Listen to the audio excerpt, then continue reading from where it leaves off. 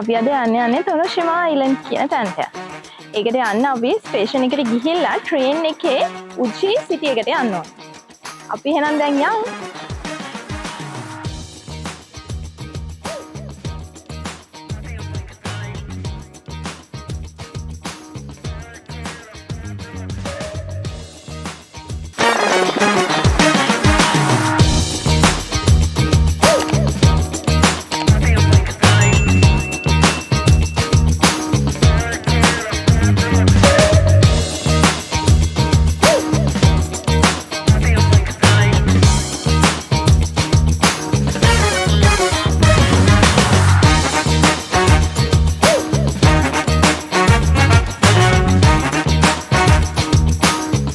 ඉතින් guys අපි උචි station එකට ඇවිත් ඉන්නේ.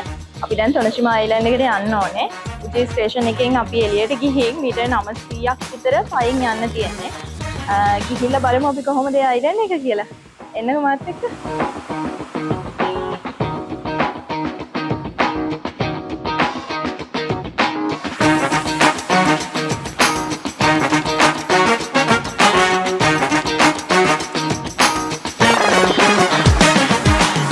අපි දැන් ඉන්නේ උචි ස්ටේෂන් එක ඉස්සරහා. එතන ඉස්සරහා පේන පාරෙන් තමයි අපි යන්න ඕනේ තොනොෂිමා අයිලන්ඩ් කියන තැන බලන්න. මේ දෙපැත්තම පාර දෙපැත්තම කඩපැලි තියෙනවා. අපි යන ගමන් බලාගෙන යමු මොනවද තියෙන්නේ කියලා.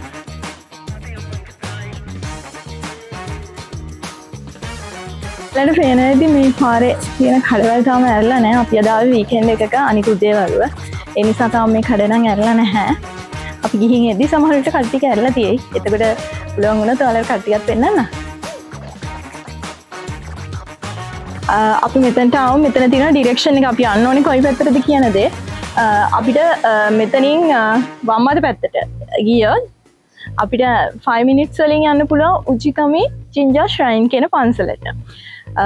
අපි වම් අත පැත්ත පාරටම හැරුණොත් ආයෙ තව මිනිත්තු දෙකක්, ඒ කියන්නේ උචිකමි ජින්ජා ශ්‍රයින් එකේ ඉඳන් තව මිනිත්තු දෙකක් එහාට ගියාම the tale of Genji museum තියෙනවා. ඒක නම් මං හිතන්නේ මියුසියම් එකක්. අපි කෙලින් පාරෙන්ම ගියොත් මිනිත්තු 11ක් ඇතුළත කොෂෝජි ටෙම්පල් කියන පන්සල බලන්න පුළුවන්. ඒ වගේම තව මිනිත්තු 36ක් ඉස්සරහට ගියොත් අමගසේ ඩෑම් සස්පෙන්ෂන් බ්‍රිජ් කියන එක බලන්න පුළුවන්. ඒ වගේම ගිහින් බලමු අපි යන තොනොෂිමා අයිලන්ඩ් එකක් තියෙන්නේ. අපි කෙලින්ම ගියාම තමයි. ඒ නිසා අපි කෙලින් පාරින් ගිහිල්ලා බලමු කොහොමද අයිලන්ඩ් එක කියලා. එන්නකෝ. මේ තියෙන උචිකඟ ඉස්සරහින් පාලමක් තියෙනවා. ඒ පාලමෙන් එහාට ගිහිල්ලා තමයි අපි තොනොෂිමා අයිලන්ඩ් එකට යන්න වෙන්නේ. ගිහිල්ලා බලමු අපි කොහොමද ලස්සනයිද කියලා. පොඩ්ඩක් ගඟ ගාවටත් ගිහින් බලමු නේ.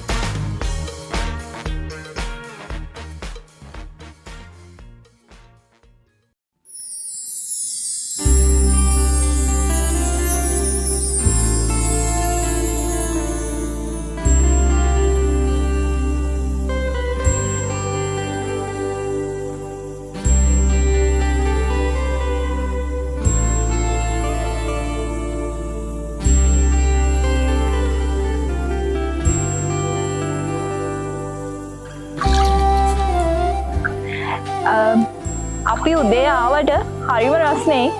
පොඩ්ඩක් කවුව නම් අඩුයි. හැබැයි මේ සමයක නිසා මාරම රස්නේ. මේ වතුර ටික මාරම සනීපයි.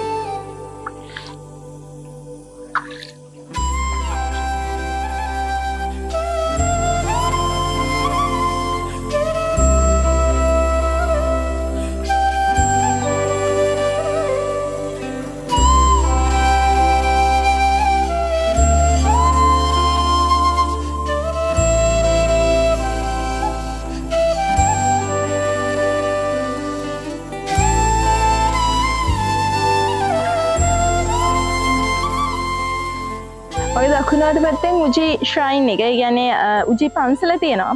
ඒ වගේම මගේ වම් අත පැත්තට ගියොත් ෆුකුචුයන් උචිචා කොබෝ, ඒ කියන්නේ ටී වර්ක්ෂොප් එකක් තියෙනවා මගේ වම් අත පැත්තෙන්.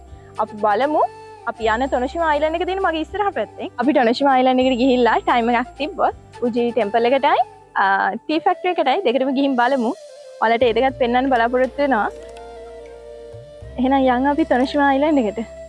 අපි දැන් පාලමෙන් එහාට ගිහිල්ලා තොනොෂිමා අයිලන්ඩ් එක බලන්න යන්නේ. ඔයාලත් එන්නකෝ මාත් එක්කම යන්න.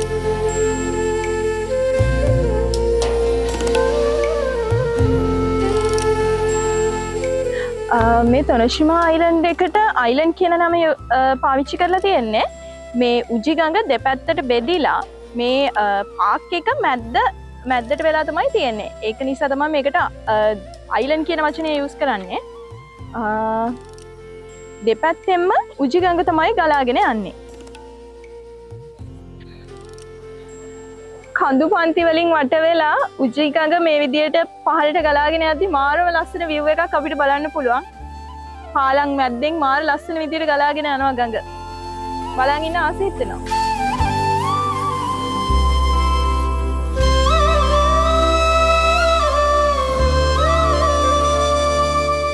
මේ කුළුණ මහල් 13කින් තමයි හැදිලා තියෙන්නේ. මේකේ උස මීටර් 15ක් විතර වෙනවා. මේක අපි කුළුණක් කියලා කිව්වට මෙහි අය දාගැබක් විදියට, ඒ කියන්නේ චෛත්‍යයක් විදියට තමයි මේගොල්ලෝ නම් මේක විශ්වාස කරන්නේ. මේ කුළුණ කමකුරා යුගයේ අගභාගය, ඒ කියන්නේ ක්‍රිස්තු වර්ෂ 1192යි 1333යි අතර කාලේ නාරාගේ සයිඩායි දේවාලය අයිසන් භික්ෂුව තමයි හදලා තියෙන්නේ. මේක හදලා තියෙන්නේ මාළුන්ගේ ආත්මයන් වෙනුවෙන් යාඥා කරන්න. මේ කුළුණ 1756 දී ගංවතුරක් ඇවිල්ලා යට වෙලා තියෙනවා. මේක ආයේ ගොඩනගන්න ගත්තේ මේජි යුගයේ. ඒ කියන්නේ ක්‍රිස්තු වර්ෂ 1868 ඉඳන් 1912 අවසානයේදී තමයි මේක ආයේ ගොඩනගලා තියෙන්නේ. වල සාමාන්‍ය ජීවත් වෙන මිනිස්සු ගොඩක් මහන්සි වෙලා වැඩ කරන මිනිස්සු. එයාලා වර්ක් ලයිෆ් එකයි ෆැමිලි ලයිෆ් එකයි බැලන්ස් කරද්දී එයාලා පොඩි ස්ට්‍රෙස් එකක තමයි ජීවත් වෙන්නේ. එතකොට ස්ට්‍රෙස්ෆුල් මයින්ඩ් එක රිලැක්ස් කරගන්න මෙන්න මේ වගේ සීන් එකක් නම් ඒ කට්ටියට හරිම වටිනවා. වීකෙන්ඩ් එකක ඇවිල්ලා හරි මේ වගේ සීන් එකක් බලන් ඉන්න තියනවා නම් හරිම වටිනවා ඒ කට්ටියට. එයාලගේ ස්ට්‍රෙස් එකත් රිලීස් වෙනවා, මනසත් නිරවුල් වෙනවා. මේ දර්ශනය හැමදාම බලන් ඉන්න පුළුවන් නම් ඒත් බලන් ඉන්න පුළුවන්. හරිම ලස්සනයි. මෙතන තව පාලමක් තියෙනවා. මේ පාලමෙන් එගොඩ වුණත් අපිට ගඟේ හා යුරට යන්න පුළුවන්. ඒ යුරේ කඩපේලි ටිකක් තියෙනවා. අපි ගිහින් බලමු. ඒවා ඇරලත් දන්නේ නැහැ. ගිහින් බලමුකෝ. අපි දැන් ගඟේ මෙහා යුරට ඇවිත් ඉන්නේ. මෙතන කඩ ටිකක් නම් ඕපන් කරලා තියෙනවා.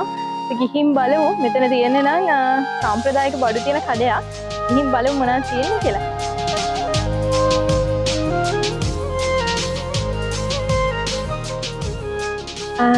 මෙතන මේ කඩේ ඇතුලේ සම්ප්‍රදායික බඩු තමයි ගොඩක්ම තියෙන්නේ. මෙයාලා කිමෝනෝස් වලට යූස් කරන පර්ස් ಜಾති ගොඩක් තියෙනවා. කලර්ෆුල් පර්ස් තියෙනවා. අපිට කැමති පාටකින් තෝරලා ගන්න පුළුවන්. මෙතන මේ ලොකු පර්ස් එක yen 1600ක් වෙනවා. يعني ලංකාවේ සල්ලි වලින් නම් 3200ක් වෙනවා. මෙතන තියෙන පොඩි පර්ස් එක yen 1350යි. يعني ලංකාවේ සල්ලි වලින් 2700ක් වගේ තමයි දෙන්නේ. මෙතන මේ මෙයාලා ටී සෙරමනි වලට ගන්න ටී කප් එක තියෙනවා. ඒක yen 2200ක් වෙනවා. يعني ලංකාවේ සල්ලි වලින් 4400ක් විතර වෙනවා. මේක හරි ලස්සන විදියට යාළුවගේ සාම්ප්‍රදායික ක්‍රමයකට තමයි මෙයාලා හදලා තියෙන්නේ. හරි ලස්සනයි. මේ තියෙන්නේ යාළුවගේ ටී බෑග්ස් වගේ ಜಾති. යාළුවගේ සාම්ප්‍රදායික තේ ಜಾති තමයි මෙතන තියෙන්නේ සම්පූර්ණ. අපි ඉස්සරහට ගිහින් බලමු. මෙතන තියෙනවා එක එක ornaments ಜಾති. ඒ කියන්නේ key tags, පොඩි පර්ෆියුම් ಜಾති තියෙනවා. මිනි පර්ෆියුම් වගේ මේවා yen 550ක් වෙන්නේ. මෙතනත් තියෙන්නේ පොඩි පර්ෆියුම් එකක්, ලිප් ක්‍රීම් එකක්. ඒක yen 770ක්. මෙයාලගේ සාම්ප්‍රදායිකව තියෙන මේ පනා ಜಾති. මේ පනාවක් yen 2530ක් වෙනවා. ලංකාවේ සල්ලි වලට නම් කන්වර්ට් කරන්න දෙකෙන් විතර වැඩි කරලා බලන්න. මේ වගේ ලස්සන පර්ස්, key tags ಜಾති තියෙනවා. බුදු පිළිමයක් වගේ මේ නම් තියෙන්නේ. මේ ඒගොල්ලන්ගේ සාම්ප්‍රදායිකව මේගොල්ලෝ යූස් කරන එක එක අයිටම්ස් තමයි තියෙන්නේ. ඉතින් ගිහින් බලමු මොනවද තියෙන්නේ කියලා. සාම්ප්‍රදායිකව යූස් කරන දෙයක් තමයි මච්චා කියන තේ එක. මේ එකට අදාළ එක එක ಜಾති තමයි කොළ පාටයි තේ කොළ එක. මිල්ක් කැන්ඩි එකක්. ඒ කියන්නේ කොෆි ಜಾතියක් නෙවෙයි. ඒ වගේම මේ තියෙන්නේ නම් ටී බෑග්ස් තියෙන බොක්සස්. මේ තියෙන්නේ මචා එකෙන් වැෆල් කුකි එක. මේකත් 650ක් වෙනවා. වැෆල් කුකි එකත් ඒකත් කොළ පාට වලට පේනවා ගන්න. මේ හැම දෙයක්ම මචා වලින් හදාගන්න පුළුවන් දේවල් තමයි මෙතන තියෙන්නේ. ඊට අමතරව බැලුවොත් මෙන්න මෙතන අවන් ಜಾති තියෙනවා. ලස්සන අවන් තියෙනවා. හරිම ලස්සනයි. කිමෝනාස් වලට මේගොල්ලෝ යූස් කරන හරි ලස්සන අවන් තමයි මේ තියෙන්නේ. මේක එක කලර්ස් වලින් තියෙනවා. අපිට ඕන කලර් එකක් ගන්න පුළුවන්. අපේ අඳුමේ පාටට ගැලපෙන්න. මේ සමයකට මාර වටිනවා මේ අවාලක්. මේකේ ප්‍රයිස් එක කීයද කියලා නම් මෙන්ෂන් කරලා නැහැ. මේ බෝට් නවත්තලා තියෙනවා. මේ බෝට් සර්විස් එක මං හිතන්නේ චෙරි බ්ලොසම් සීසන් එකේ. ඒ කියන්නේ සකුරා මල් පිපෙන කාලේ තමයි යන්නේ. මොකද මේ ගම් නිවුරු දිගේ සකුරා මල් පිපෙද්දි තමයි මේ පැත්ත හරි ලස්සන. සකුරා බ්ලොසම් සීසන් එකට තමයි මං හිතන්නේ මේ බෝට් සවාරියේ යන්න පුළුවන්. අපි ඒ වගේ කාලෙක ඇවිල්ලා ආයේ මේ පැත්තේ යමු බෝට් එකකට. මෙතන තව රෙස්ටුරන්ට් එකක් තියෙනවා. මෙතන මේ රෙස්ටුරන්ට් එකට එනවා නම් අපි මුලින් රිසර්වේෂන් එකක් දාලා තමයි එන්නේ. හැබැයි පොඩි ප්‍රශ්නයක් තියෙනවා. මේ රෙස්ටුරන්ට් එකේ ඩිනර් එකක් yen 12000 15000. ඒ කියන්නේ ලංකාවේ සල්ලි වලින් සාමාන්‍යයෙන් ගත්තොත් රුපියල් 24000ක් 30000ක් විතර යනවා. මේකට එනවා නම් අනිවාර්යෙන් අපොයින්ට්මන්ට් එකක් දාලා එන්න ඕනේ. හරි ලස්සන වටපිටාවක් තියෙනවා වටේට. හරිම ලස්සනයි. ඇතුළත් ඒ වගේම ලස්සන ඇති. මේ දේ ජපානයේ yen 10100. මෙන්න මේ 10100 මූණට තියෙන්නේ මේ පිටිපස්සෙන් තියෙන බයෝදියන් කියන ටෙම්පල් එක. හැබැයි මේකට යන්න අද අපිට ටයිම් නැහැ. ඒ නිසා අපි වෙන දවසක යනවා. ඔයාලට පේන්නේ නම් නැත්නම් ඇති. මෙතන බයෝදියන් ටෙම්පල් එකත් එක්ක වෙනම මෙයාලගේ ගාඩන් ඒරියා එකකුත් තියෙනවා. ඒ දෙකටම යන්න ටිකට් එකකුත් ගන්න ඕනේ. ටිකට් එක මං හිතන්නේ කොහොමත් 1400ක් විතර වෙනවා එක්කෙනෙක්ට yen වලින්. දැන් ලංකාවේ සල්ලි වලින් 2800ක් විතර. වෙන දවසක ආයෙ අපි එමු බලන්න මේක. ගඟේ මෙහා විවුරේ ඉඳන් තොරෂිමා අයිලන්ඩ් එකේ ආගෙන පාලම තමයි මේක. අපි ආයෙ අයිලන්ඩ් එකට ගිහින් අයිලන්ඩ් එකෙන් එළියට යනවා නම් මේ පාලම තමයි අපි පාවිච්චි කරන්න ඕනේ. අපි දැන් මේ පාලමෙන් එහාට ගිහිල්ලා අයිලන්ඩ් එකෙන් ආයෙ එළියට ගිහින් අපි යම් බලන්න ටී ෆැක්ටරි එකක් බලන්න පුළුවන් නේද කියලා. එන්නකෝ බලන්න. මෙතන තව විශේෂ දෙයක් තියෙනවා. ඔයාලට කියන්න ඕනේ. එතන මේ ගඟේ දැකපු විශේෂත්වයක් තමයි මෙන්න මේ ටිකේ යන ගඟ හරි ස්ට්‍රේට්. ඒ කියන්නේ අර මූවමන්ට්ස් නැතුව තමයි ගලන්නේ. හරි කෙලින් ෆ්ලැට් ලයින් එකක් විදිහට තමයි යන්නේ. හැබැයි ගඟෙන් එහා පැත්තේ හරි වේගෙන් ගලනවා. මෙතනින් එහාට ආය ගඟ ඒ විදිහටම ගලනවා. මේ ටික මේ අයිලන්ඩ් එක ගොඩ කරලා හදපු නිසා තමයි මං හිතන්නේ මෙතන මේ විදිහට වෙනසක් තියෙන්නේ. මේ ටික ෆ්ලැට් යන්නයි, ඉතුරු ටික හයියෙන් ගලන්නයි හේතුව. අපිට එහා පැත්තේ ටී ෆැක්ටරි එකට තමයි යන්න තියෙන්නේ දැන්. අපිට ඒක වීඩියෝ කරන්න අවසර දුන්නොත් අනිවාර්යෙන් ඔයාලත් එක්කත් ඒක ෂෙයා කරගන්න. ගිහින් බලමු අවසර හම්බෙයිද කියලා.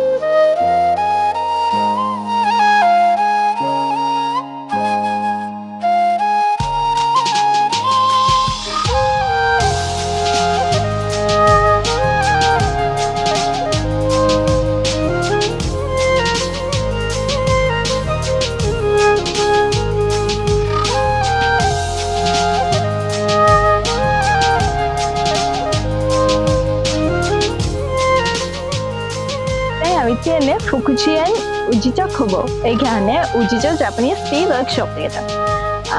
මේක උදේ 10 ඉඳන් හැන්දෑව 5 වෙනකන් ඕපන් වෙලා තියෙනවා. මේකේ අපිට බලන්න තියෙන දේවල් තමයි මියුසියම් එකක් තියෙනවා. ගියොකියුරි තේ එකක් තියෙනවා.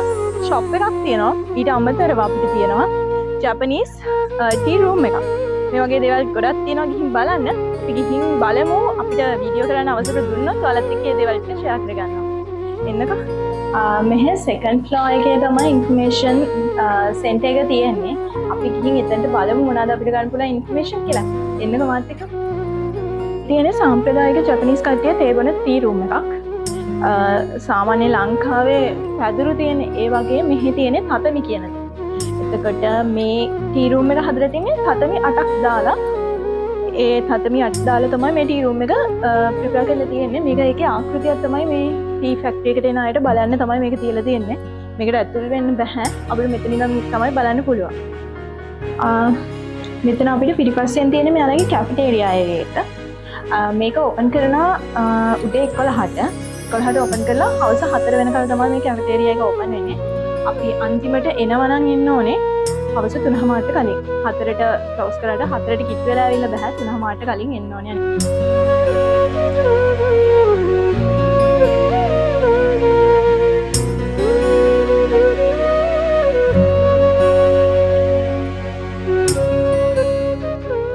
වගේ ටී ෂොප් එක මගේ පිටිපස්සෙන් තියෙන. අපි ඒකට ගිහිල්ලා බලමු. ඒකේ විවිධ ජාති තේවල් ගැති ගිහින් බලමු මොනවද තියෙන තේවල් කියලා. එනවා.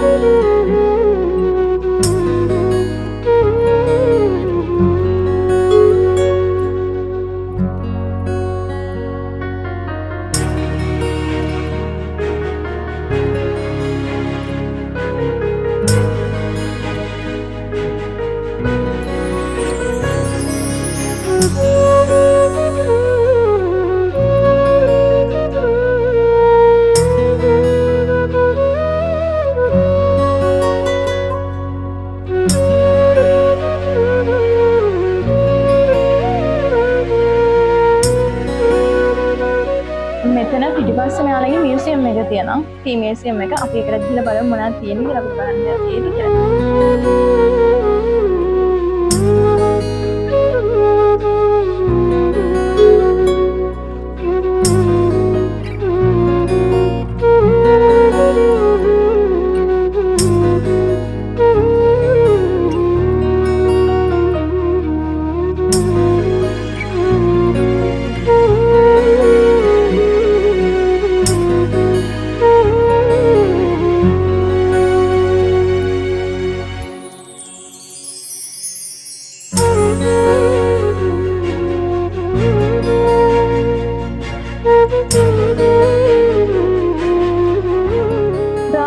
ටීලවස්ලා ඉන්නා නම් මේ තැන හොඳ තැනක් ඇවිල්ලා බලලා යන්න. ඔයාලට අවශ්‍ය තේකොළ තියෙනවා නම් මෙතනින් ගන්න පුළුවන්.